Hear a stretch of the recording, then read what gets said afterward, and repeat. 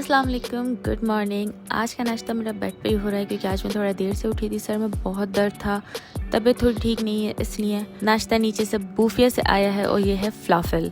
बहुत अच्छा होता है, बहुत डिफरेंट टेस्ट होता है। इसके अंदर बॉल्स होती हैं, जैसे हमारे यहाँ कोफ्ते बनते हैं इसी तरह यहाँ पे चने की दाल के, या मुझे कंफर्म नहीं किस चीज़ का ये बॉल्स होता है, और उसके साथ मेरा ऑरेंज जूस है। समझिए ये कॉम्बिनेशन है जो हमेशा मैं जब फलाफल लेती हूँ तो उसके साथ जूस लाजमी होता है। हालांकि नॉर्मली ये जूस मुझे इतना पसंद नहीं है, लेकिन फलाफल के साथ पता नहीं क्यों मुझे ये जूस अच्छा लगता है। खैर, उसको खाने में बहुत देर लगती है क्योंकि बहुत बड़ा होता है। पूरा आधे घंटे में मैंने फलाफल ख़त्म किया, और फिर ये जो फॉइल होता है मुझे इसको ऐसे प्रेस करके बॉल बनाने में बहुत मज़ा आता है, बहुत सेटिस्फाइंग लगता है। आज मुझे खाना नहीं बनाना, तो इसलिए मुझे याद आया कि मैं ऑयलिंग कर लेती हूँ। तो ये मैं आपको दिखाती हूँ कि फरजाना दवाखाना का ये ऑयल है, ये बहुत बेस्ट है। सऊदी अरब में तो मुझे इतना वर्क नहीं कर रहा, पर पाकिस्तान में बहुत अच्छा काम करते हैं क्योंकि हमारे पाकिस्तान में कराची में बहुत अच्छा पानी है सऊदी अरब की बनस्बत। सऊदी अरब में इतना कोई नमकीन पानी है ना कि आपके सारे बाल डैमेज हो जाते हैं। इसलिए ये वाला ऑयल अगर आप कराची में हो तो आप ले सकते हो, बहुत बेस्ट है। और साथ में है, अगर आप ये वाली बॉटल ले लोगे ना तो फिर तो मज़े हैं, क्योंकि इसके जो ये ब्रिसल्स हैं ये आपके जड़ों में ऑयल दे देता है। आपको ऑयल सिर्फ जड़ों को ही देने की ज़रूरत होती है, तो इसलिए आप इसको एज अ कंघे की तरह आप यूज़ करो और प्रेस करते जाओगे तो आपको ये ऑयल सिर्फ जड़ों में देगा। और फिर अच्छे से हाथों से मसाज कर लोगे तो बिल्कुल ही अच्छी तरह आपके जड़ों में ऑयल पहुँच जाता है। खैर, उसके बाद ज़ोहर की नमाज़ का टाइम हो गया था, हम ज़ोहर की नमाज़ पढ़ लेते। और मैं यहाँ पे ये सोच रही थी कि मैं करूँगी क्या पूरा दिन, क्योंकि आज मुझे खाना नहीं बनाना। मेन काम खाने का ही होता है, और जिस दिन खाना नहीं बने उस दिन ऐसा लगता है कि कोई काम ही नहीं है। लेकिन चले, आज मैं आपको वो काम दिखाती हूँ जो खाने के अलावा होते हैं। औरतें सिर्फ खाना ही नहीं बनाती हैं, दूसरे भी बहुत काम करती हैं।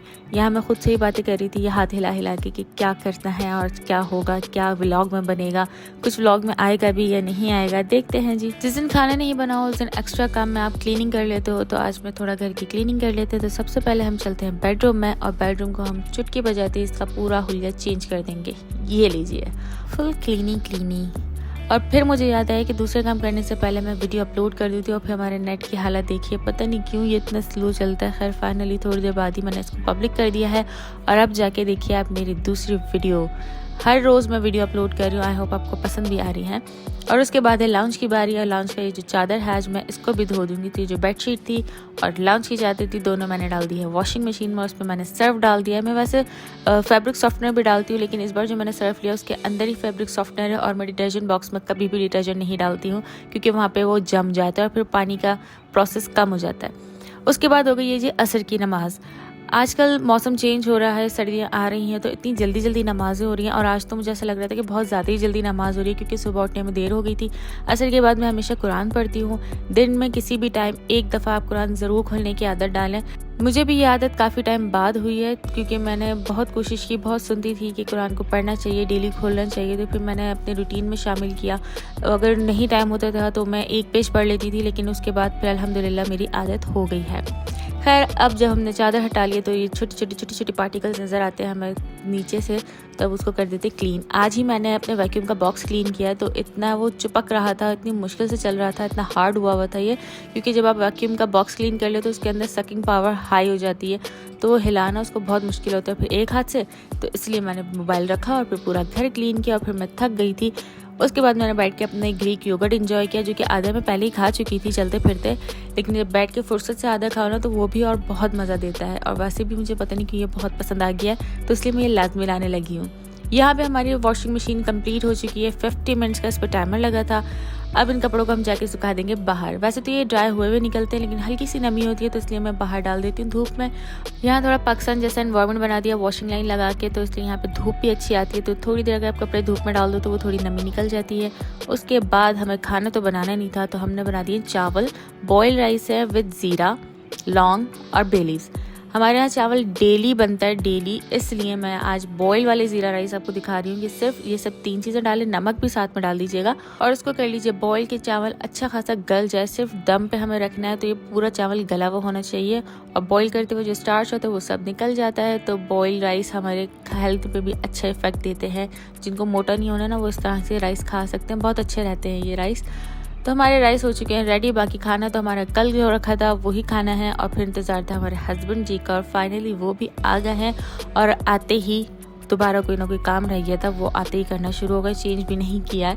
खैर मैंने खाना नहीं था क्योंकि मेरा रात में एक स्पेशल खाना था, मैं फ्रूट्स खा रही थी, तो मैंने चलते फिरते ये 3-4 खा चुकी थी, लास्ट बचा था। अब हम इन चादरों को उतार लेते क्योंकि ऑलरेडी इन पर धूप भी लग गई है, हवा भी लग गई है, बहुत अच्छे से सूख गया। और यहाँ मैं आपको दिखा देती हूँ कि हमारे घर से कितना अच्छा व्यू आता है। ये जितनी भी लाइट्स नज़र आ रही हैं ये सारी है विंटरलैंड की, जो कि अभी थर्सडे से स्टार्ट हो जाएगा। चलें जी लाउंज में चलते हैं और इस चादर को हम बिछा देते हैं जल्दी से। वैसे लाउंज की चादर उठाना और बिछाना भी एक हेडेक होता है क्योंकि ये जो हाथ आपको सोफ़े के नीचे डालने होते हैं, इससे तो मेरे काफ़ी टाइम लग जाती है सोफ़े से ही, कि मेरे फिंगर की जो नील्स होती है उस पर लग जाती है। और हम अब बैठते हैं ज़मीन पे, तो इसलिए मैं सारे कुशन ज़मीन पे सेट कर दूँगी। डबल कुशन सेट करते हैं ताकि टेक लगाने में बहुत अच्छा लगे। ये लीजिए हमारा हो गया है लाउंज रेडी। हमारे पास ऑलरेडी सोफ़े हैं, काउचेज़ हैं, लेकिन हम बैठते हैं ज़मीन पे। सऊदी अरब में ज़्यादातर फ्लोर सिटिंग एरिया ही होता है जिसे मजलिस कहते हैं। हमने सोफ़े लिए थे जस्ट मेहमानों के लिए, लेकिन अब हम मजलिस की तरह बैठते हैं। खैर अब आ गए हैं जी ये बेडशीट्स, और इन बेडशीट को भी हमें तय करना है। मैं अपनी बेडशीट्स के कॉर्नर पे एक नॉट बनाती हूँ चारों साइड्स पे, वो आपको नज़र आ रही होगी। इसको तय करते हुए थोड़ी मुश्किल होती है क्योंकि नोट्स बने हुए होते हैं, तो नॉर्मली स्क्वायर नहीं बन रहा होता है, इसलिए आपको कॉर्नर्स समेटने में बड़ी मुश्किल हो जाती है। मैं नोट्स खोलती नहीं हूँ क्योंकि जब आप दोबारा चादर बिछा रहे होते हो तो उस टाइम बहुत आसानी रहती है। ये मुझे टोटका मेरी दादी ने बताया था कि नोट्स बांधोगे तो चादर इधर उधर नहीं होती है। ये मैं आपको दिखाऊंगी कि किस तरह से आपको नोट्स बांध के आपकी चादर फिक्स हो जाती है जब तक आप दोबारा इसको नहीं उतारोगे। अब ये कुशन कवर्स हैं, आई मीन प्लो कवर्स हैं, इनको भी हम तय कर लेंगे और इसको ही हम चादर के अंदर रख के रखेंगे अलमारी के अंदर। फाइनली सिर्फ एक बेडशीट और 4 प्लो कवर्स मेरे इतनी देर में तय होगा, और मुझे यहाँ पे ऐसा फील हो रहा था मैं कितनी सुघड़ हूँ ना। खैर मैं इतनी सुघड़ नहीं थी। और अब चलते हैं कमरे में खामोशी से क्योंकि हमारे हस्बैंड जी सो रहे हैं। ये लीजिए मेरी रिहाई। उसके बाद हो गई थी इशा की नमाज। बीच में मगरिब की नमाज भी हुई थी, वो मैंने आपको दिखाई नहीं, वो मैंने खाने से पहले पढ़ ली थी जल्दी क्योंकि हस्बैंड आ गए थे, तो बस जल्दी नमाज़ पढ़ी और फिर खाना गर्म किया था। और फिर इशा की नमाज़ पढ़ के मैं फ्री हो गई थी। मैंने कल के रखे हुए जो चिप्स थे वो उठाए और फिर मैं बैठ गई थी मोबाइल यूज़ करने। चंद मिनट भी नहीं गुजरे थे कि हमारे कमरे की लाइट खुल गई, दरवाज़ा खुल गया और फिर मुझे जाना था किधर किचन में। ऑब्वियसली चाय बनानी थी क्योंकि शाम की चाय भी कल लाजमी होती है, जैसे मॉर्निंग चाय लाजमी है ऐसे शाम की चाय भी लाजमी है, इसलिए मैंने जल्दी से चाय रेडी कर ली थी। मैंने अपने लिए आजकल ग्रीन टी नहीं बना रही, पता नहीं क्यों, लेकिन दिल नहीं चाह रहा मेरा ग्रीन टी पीने का। मैं सोचती हूँ बनाऊँ फिर मैं वापस रख देती हूँ कि छोड़ो कौन बनाएगा। काफ़ी देर हमने चाय एंजॉय की थी। उसके बाद रात का खाना था। मैंने दोपहर का खाना इसलिए नहीं खाया था क्योंकि मुझे खाने थे आलू के पराठे, जो कि मेरे 2 दिन हो गए था आलू का बैटर बना हुआ रखा था, इसलिए मैंने दोपहर का खाना स्किप किया था। क्योंकि अगर मुझे रात में हैवी खाना होता है तो मैं दोपहर में कुछ फ्रूट्स या कुछ भी खा लेती हूँ ताकि रात में हम अच्छे से तरह खा सकें और ज़्यादा कैलोरीज भी हों तो मसला नहीं है। दिल को तसल्ली रहती है कि हमने पूरे दिन में इतना ज़्यादा हैवी खाना नहीं खाया है।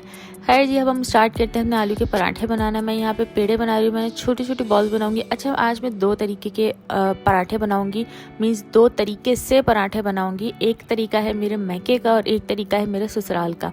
अब आपको मैं में बताऊंगी कि कौन सा तरीका विन होता है हमेशा। फर्स्ट तरीके के लिए मैंने 2 छोटे पेड़े बनाए और सेकंड तरीके के लिए मैंने एक बड़ा पेड़ा बनाया। तो हम पहले ले लेंगे छोटे पेड़े को। दोनों छोटे पेड़े हमने ऐसे डिप करना है सूखे आटे में और उसको हाथ से ही हमने दबा के इसको बड़ा कर देना है। छोटी सी रोटी बना लेनी है और उसके अंदर हम डाल देंगे आलू का मिक्सचर।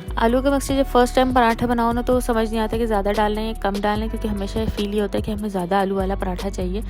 तो खैर मैंने नॉर्मल 1 स्पून भर के डाल दिया था और हमेशा ही मुझे लगता है मैंने ज़्यादा डाला है। खैर मैं साइडों से इसको प्रेस करती रहूँगी ताकि कॉर्नर्स इसके अच्छी तरीके से दब जाएं और उसके ब्लॉक हो जाएं, लेकिन और बीच में दबाती रहूँगी तो साइड में आलू आता रहेगा।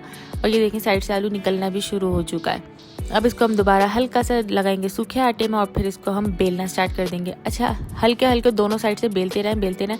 एक दफ़ा बेल के आप पलटते रहे साइड्स, वरना आपके साथ पता है क्या होगा, ये डिज़ास्टर हो जाएगा।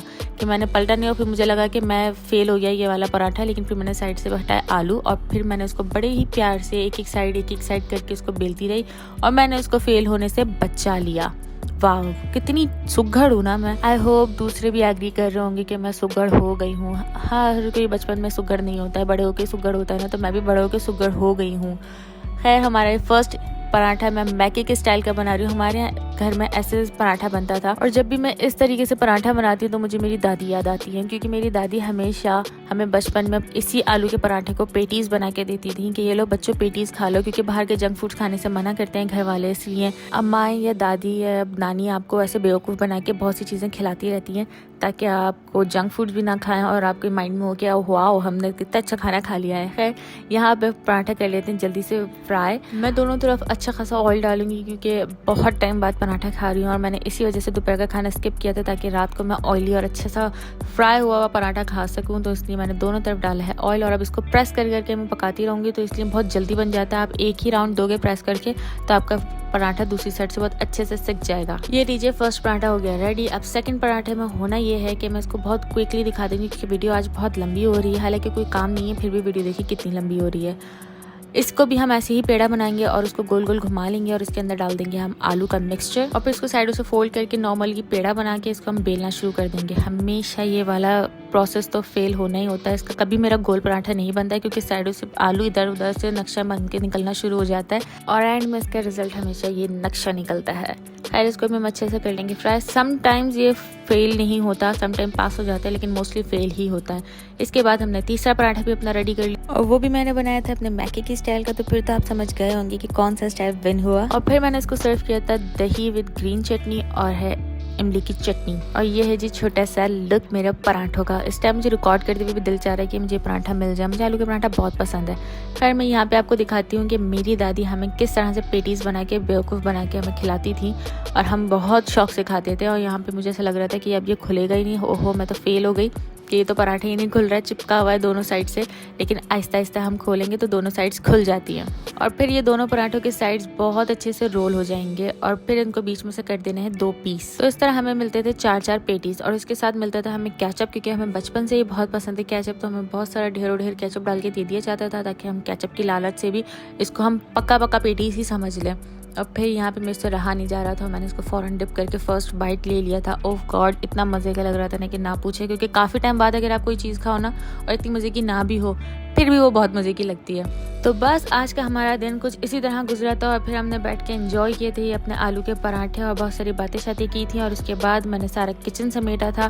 किचन की हालत में हल्के से दिखा देती हूँ आपको कि क्या हो गई थी। लेकिन कभी भी एक ही दफ़ा में आपका काम ख़त्म नहीं होता है। जब चाय लवर आपका हस्बैंड होना तो वो आपको किसी भी टाइम ऑर्डर कर सकते हैं कि प्लीज़ मेरे लिए 1 कप चाय बना दो। तो बस फिर उनके लिए हमने चाय बनाई थी और ये हमारे आज के दिन का आखिरी काम था। उसके बाद मैंने किचन बंद कर दिया था और रात के तकरीबन 12 भी बज गए थे, तो अब सोने के लिए जाना था क्योंकि सुबह ऑब्वियसली जल्दी उठना पड़ता है ना, इसलिए।